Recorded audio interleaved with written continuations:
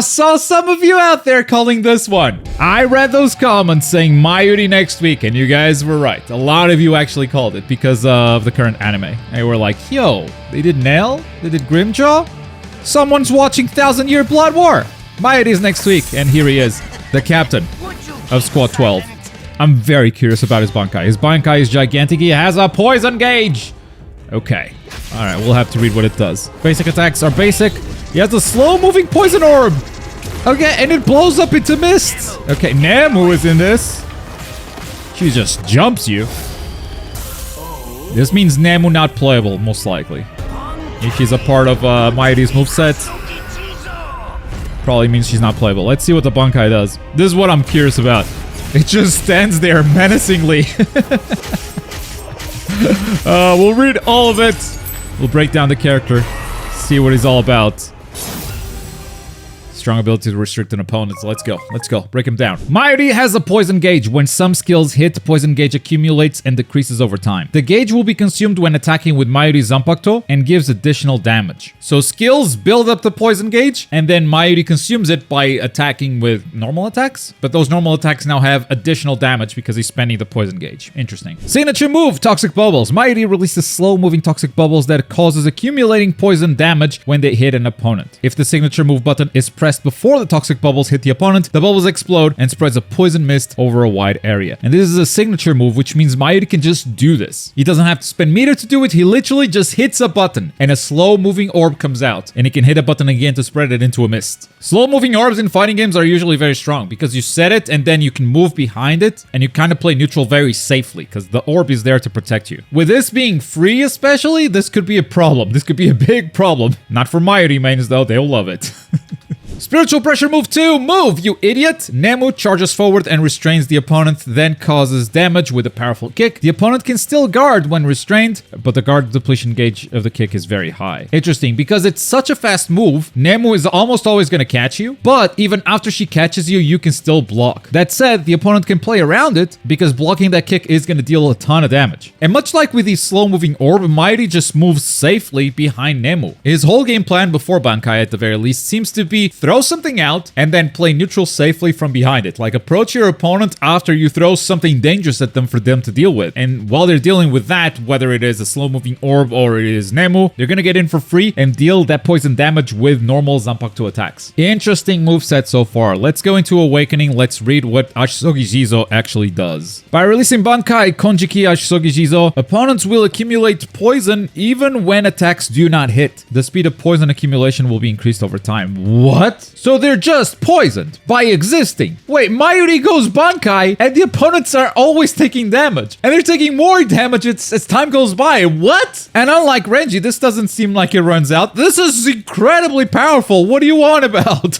You don't have to land attacks to deal damage. Do you know how crazy that sounds? Wow. Shoot, this poison damage better be minuscule, bro. I'm gonna quit. I'm not gonna quit. I hate rage quitting more than broken characters. but I will be very upset.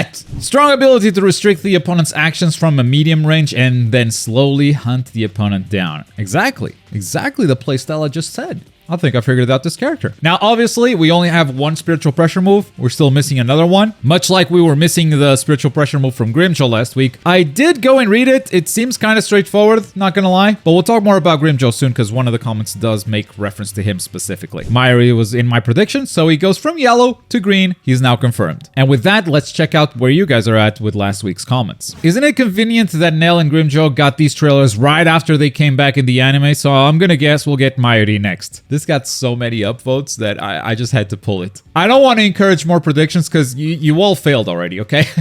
We've been through that arc of figuring out who the next trailer was going to be, but this one, a lot of people predicted Mayuri this time around and they were correct. So kudos to you guys, you deserve it. So you got a big brain. And someone out there is clearly watching the anime and planning this stuff ahead of time. One thing I really appreciate on Rebirth of Souls is the stage variety. The greatest contrast is Hueco Mundo and this new stage. I'm going to be honest with you, I slept on stages for a really long time time while reacting to these trailers. The first stage that kind of hit me was the one that they played in the Kruby Inside, the some of the squad's barracks. You know, as soon as they broke that floor, I'm like, damn, wait, stages are cool. Up until that point, I was like, whatever. The park, whatever. Karakura Town, whatever. And I gotta say, I fully agree with you on this. Hueco Mundo and this new stage they showed on Grimmjow's trailer absolutely blew me away. They completely turned my perspective on stages. Like, they're not just sitting in the background anymore for me. Now I am actively looking for new stages because they look so cool. Grimmjow as a stance character with a Carmine-style health gimmick in one stance and enhanced moves in the other, as well as a completely new moveset in Awakening is crazy. The last thing I would have expected from such a meathead character. Gives me unbelievable faith in their ability to handle the weirder characters incoming. I will say it's weird that Grimmjow is the one that did it for you. It's the only nitpick I have with this comment, because they've been showing that they have what it takes to handle weirder characters for a while now. Yeah, Grimmjow is going to be one hell of like a resource management type character where you have to constantly jump between the two states, or maybe three states. You know, you got the normal, you got decimation, and you got,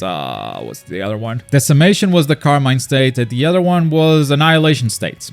Good pull with a Carmine reference, by the way. Now, I did go to the website and read what his other spiritual pressure move does, and it does sound pretty straightforward. So outside of activating those states, I don't think there's much interesting to Grimmjow at all. But maybe that's by design, because like you said, he's kind of a meathead character. So yeah, give him a straightforward moveset, but then make it more interesting by giving him states. I don't know. Looking from the outside right now, Grimmjow doesn't have the most interesting moveset for me, but I like that he changes it completely when he goes into Awakening. That's always a big plus in my book. That's kind of like getting two characters in one. They definitely need to do some kind of beta so the devs can see how the connection will be before launch. This will not happen. I am 90% sure this will not happen. Not only because it's not very common for anime games to get this, licensed anime games on top of it, but also because the game's coming out kind of soon. Jump Fest is going to be the first place where it's going to be playable, and that's in December. And then the game comes out early 2025. There's no time for a beta, especially not a beta that's meant to test online connections, because if it's bad, they don't have enough time to fix it. And with licensed games, what happens more often than not is license holders are very scared of letting you know what game they have. Even when they think they have a good game, they are scared that you won't like it, so you won't buy it. They will only show you what they think is the hypest stuff that will get you some sales, and then deal with the outrage in case the game is bad once it comes out. Putting a beta in your hands, unless it's absolutely necessary, it's not gonna happen. And the online is barely a priority for licensed anime games anyways, so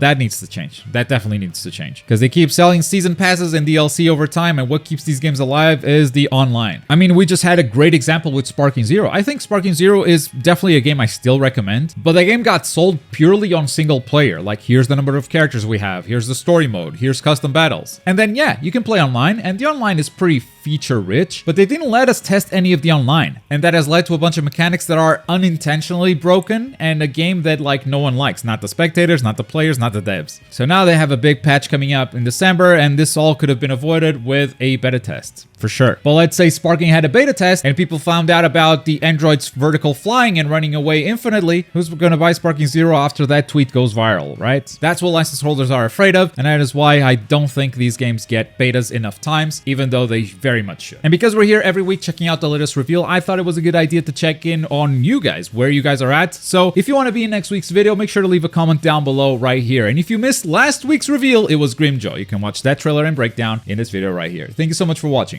Bye!